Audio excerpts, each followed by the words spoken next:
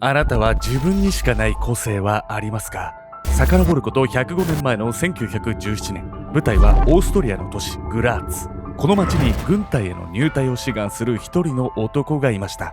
男の名はアダム・ライナー。彼はこの時ある理由で入隊を拒否されてしまうんです。その理由とはアダムの身長。アダムは当時18歳を超えていたんですが、その身長は成人男性の平均を大きく下回っていました。この時の彼の身長はなんと138センチ。子供としか思えない見た目をしていたアダムが厳しい訓練に耐えられるとは見なされず、彼は入隊を諦めざるを得ませんでした。夢破れ悔しさに打ちひしがれるアダム。その思いはこの後彼の体に大きな変化を呼び起こすんです。その後32歳を迎えたアダムの身長はなんと218センチになったんです。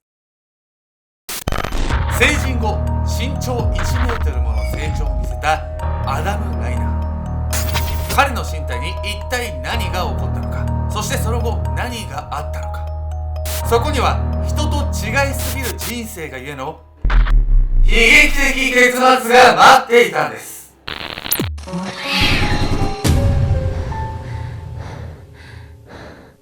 おっそす。おむつケーキはおむつの上にケーキ作って食べるもんだと勘違いしてました。ケンちゃんです。伸びしろしかない女、岩見やみこです。おむつケーキ食べたことある？初めて聞いたそのワード。おむつに花とか入れて渡すんだって。出産祝い？そう一時の流行りなんじゃない？欲しいわ、おむつケーキ。欲しいよな。映画館行った時さ、途中トイレ行きたくないじゃん。あの時におむつ入ってたら、トイレ行かなくていいのになって思う時はある。おじいちゃんじゃない？今回はですね、なんと成人した後に身長が1メートルも伸びたと言われる男、アダム・ライナーについて紹介していきたいと思います。普通大人になったらもう1センチも伸びないでしょ。何ミリかの世界むしろ縮んじゃったりするんだよ。そうだよね。おじいちゃんね、おじいちゃん縮むじゃん。おばあちゃんになったら、もう成人してなかったんじゃないみたいな驚きですよね。そもそもアダムっていうのは自分でね成長してこう身長伸ばしたわけじゃないですよ。伸びないといけない状況になってしまったんです。どんな状況かっていうね、早速見ていきたいと思います。小人から巨人へ。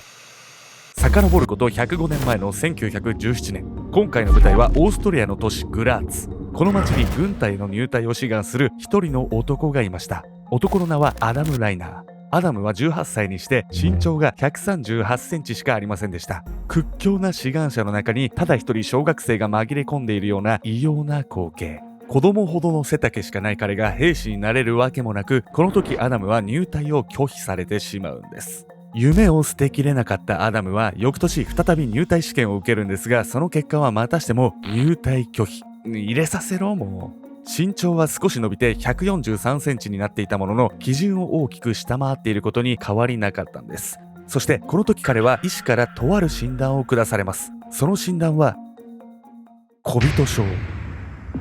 小人症とは成長ホルモンの異常で低身長のまま成長が止まってしまう症状を表します。当時の基準では成人しても身長が147センチに満たない男性は小人症と診断されていたんです。適当だなその診断。小人症自体はさ、今まで見たことあったりするから、めちゃくちゃ珍しい病気なのかって言われたらそうじゃないんじゃない？アダムが珍しいのは、今まで著名な方で小人症を患っている方がいたんですけど、そこじゃないですよね。その後にやっぱ身長伸びたっていうね、そうね、そこなんですよ。小人症の診断を受けたアダムだったんですが、彼の体にはこの時すでに一つ不可解な点がありました。143センチしかないアダムの身長に対し、彼の足のサイズは28センチ。同時に手のサイズは 23.9 センチと、アダムは手足だけが異様に巨大なアンバランスな体つきをしていたんです。そしてこのアダムの異常な手足の大きさは、この後彼が大きく変貌を遂げることの前兆でした。21歳を過ぎた頃からアダムの身長は大きな手足に合わせるかのごとくみるみるうちに巨大化。32歳を迎える頃には218センチもの高さに成長していたんです。低身長を理由に軍隊への入隊を拒否されたアダムの悲痛な願いが届いたのでしょうか？違うんです。実はこの時アダムがかねてから先端巨大症という症状を患っていたことが発覚したんです。先端巨大症っていうのを初めて聞いたんだけど、アダムがね、先に患っていた小人症っていうのは成長ホルモンの異常によって起こるんですけど、先端巨大症っていうのはまさしくそのホルモンの異常を引き起こす病気なんです。というわけで本日のメトラーキーワード、先端巨大症について。先端巨大症は脳の下垂体という部分に腫瘍ができる病気。下垂体は成長ホルモンの分泌を司っており、ここに腫瘍ができると成長ホルモンの過剰分泌が起こります。先端巨大症によって巨大ホルモンの過剰分泌が起こると、手足をはじめ顎、額などの顔の一部が肥大化する症状が現れるんです。先端巨大症を患った著名人だと、70年代から80年代に活躍したプロレスラーアンドレ・ザ・ジャイアントが有名です。アントニオ猪木、長州力とも激闘を繰り広げた人で、身長は223センチととてつもない巨体だったんです。でけえな。晩年になってもその成長は止まらず、合併症にひどく悩まされていたというんです。アダムはこの先端巨大症の影響で小人症と巨人症のね両方をね患った唯一の人間だと言われてます。急に1メートル近く伸びるともさ、なんか成長痛とかやばそうじゃない？毎日なんか大きくなってる感覚なのかしらね。なんなの？ウギギギギギウギギギギギギギギってなってるかもしれない。痛すぎて。私もなんか成長期はあった。すぐウギギギギギってなってるの。そこ一回破裂したから見ないでよ。見てない今。見てると思ってんの俺が。証人は見る側のみんなよね。見るわけないじゃん。もう動画に残ってるから絶対一回も見てないから。一回は見たかもしれない。実はアダムはこの後ね、単に身長が伸びただけではないんです。アダムの願いだったこの急成長っていうのは別の形で彼にとっての障害となっていくんです。巨大化の代償。遡ること91年前の1931年。アダムの先端巨大症の原因となっていた脳下垂体の腫瘍は手術によって無事摘出されることになったんです。摘出って言いづれんな。しかし時すでに遅し。一度伸び始めたアダムの身長は止まる様子も見せず、その後も緩やかに伸び続けたんです。そして伸びすぎた身長は徐々にアダムの体を蝕み始めていました。アダムはその巨大化した体の代償として重大な機能を失うことになるんです。それは視力と聴力。辛すぎ。異様に伸びてしまったアダムの身長は彼の脊椎に極度の負担をかけることになるんです。挙句の果てには体の中心となる脊椎が湾曲してしまったことで、アダムは身体機能を著しく低下させてしまうんです。以降約20年の間、老人ホームで寝たきりの生活を余儀なくされてしまうんです。巨大な体と引き換えに夢も希望も奪われてしまったアダム。彼は1950年51歳にして失意のうちにその生涯を終えることになりました。亡くなった時のアダムの身長は18歳の頃から数えてちょうど1メートル大きい238センチまで伸びていたというんです。でけえな。身長高い方がスタイル良くていいとか言うけど、ただ高ければいいってもんじゃ当たり前けどないわね。普通にこう成長していったらね、ある程度のところで止まって、バランスだったり均衡を保っていくんですけど、今回はねどんどん成長してったんで、そういったことがね起こっちゃったんですけれども、続いてもですね、普通っていう言葉自体はあんま好きじゃないですけど、いわゆる普通の育ち方をしなかった人の話。普通の育ち方ってなんだろう。ちょっとそれは話が長くなるから、みんな違うんですけど、その男はなんとですね、41年間あるものの存在を知らなかったというんです。そのあるものっていうのがみんな普通は知ってるけどってことなの？普通は知っております。ただ普通とは何なんでしょうか？うるさい。皆さん、普通の定義コメント欄で書いてみてください。普通って何なんだろう？野生児。遡ること9年前の2013年。舞台はベトナムクアンガイ州トラボン地区。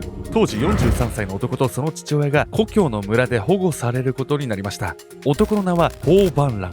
ランは父親と2人で長く故郷を離れて暮らしており、帰郷するのは2歳以来41年ぶりのこと。もちろん当時の記憶があるはずもなく、ランにとっては初めて訪れる場所のような感覚。そしてこの時ランは普通の人にとっては珍しくないものを、まるでキーなものを見るような目をしていたんです。ランにとってそれは初めて目にするもの。ランが不思議そうに見ていたもの、それは女性だったんです。どういうこと？ 43 歳で初めて女性というものを見たの？そうなんです。2歳で村を離れたランはね、それから一度たりとも女性をね、43歳になるまで見なかったんです。どんな生活しとるんだそれは。初めて見た時のリアクションが気になるけどね。1972年、ベトナム戦争の渦中にあったランの村はアメリカ軍による爆撃の被害に遭いました。この爆撃によってランの家族は父親のタン、兄のトリ以外の全員が亡くなってしまうんです。私は家族を守れなかった。アメリカ軍と戦う兵の一員だった父タンを襲ったのはそんな後悔の念でした。そしてこの時タンは2歳の息子を連れ村を離れることを決意するんです。タンが戦火を離れるために選んだ住処、それはジャングルでした。たまに住むならいいかもしれん。父タンに村を連れ出されたランは2歳から41年間ジャングルの奥地で生活をすることになりました。その間女性はおろか父以外の人間と接することは一切なかったんです。よく耐えれたなそれ。ジャングルでの生活が41年にもわたったのは父タンがベトナム戦争の終焉を信じられなかったため。うかつに村へ戻れば今度はランを死なせることになってしまう。もう家族を失いたくないというトラウマがタンを長くジャングルへと縛り付けていたんです。ジャングルでのランとタンの生活は想像よりずっと野生的でした。動物から身を守るため床下5メートルの小屋を建てて住み、ジャングルにやってきた人の気配がすると即座に身を隠す。父タンはランに対して自分たち以外の人間がまるで天敵であるかのように教育していたんです。出くわしたのが万が一アメリカ兵だったら命はない。トラウマに苦しむタンにとってこれは息子を守るための行き過ぎた防衛本能だったんです。何より驚かされたのが2人が食べていた食事の内容。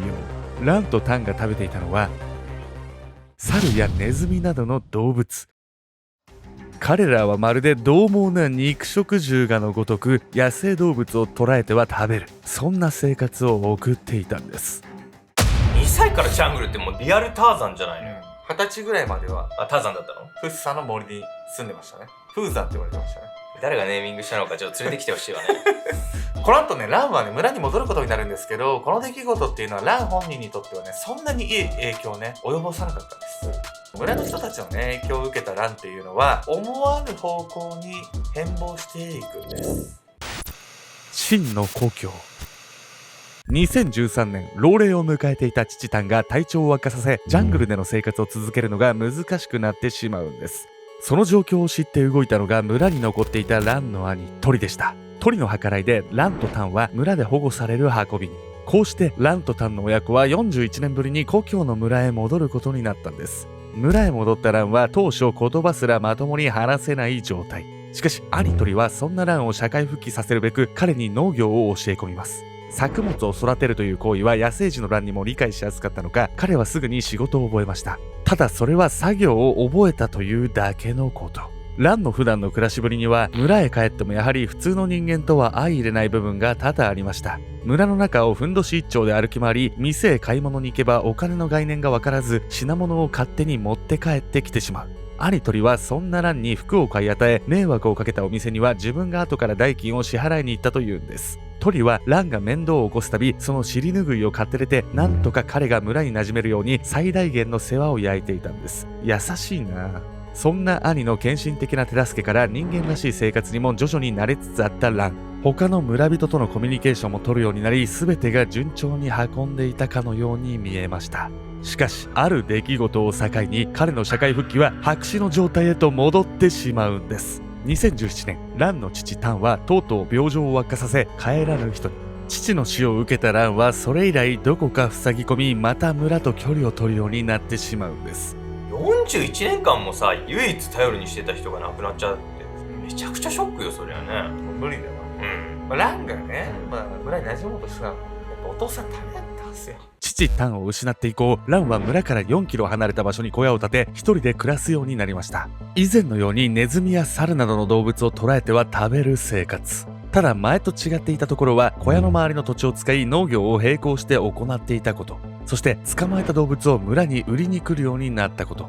住み慣れたジャングルでの暮らしと兄や新しい仲間の待つ村での暮らし。ランはそのちょうど中間を取った生き方に自らの居場所を見出そうとしていたのかもしれません。しかし急激な環境の変化というのはランに対して少なからずストレスを与えていました。2020年11月、ランは突如として腹痛を訴え村の医師の診察を受けることになります。下された診断は肝臓がん。原因となったのはなんと村で食べた加工食品やアルコールでした。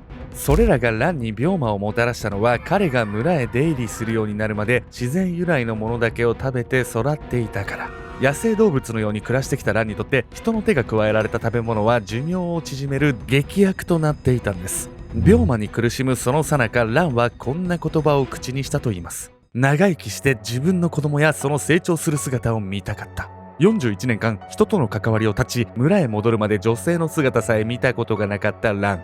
村人とのコミュニケーションを取るうちに、彼の中には自分の家族を持つという新たな夢が生まれていたようなんです。しかし病状が進行していたランを救う術はありませんでした。彼は52歳にしてとうとう息を引き取ることになるんです。兄鳥の家族に囲まれてのそんな最後、ランが旅立つ間際、少しでも家族のぬくもりを感じられたことを願うばかりです。成人してから身長が1メートルも伸びた男、アダム・ライナー。41年間ジャングルで暮らし、父親以外の人間を知らなかった男、ホーバン・ラン。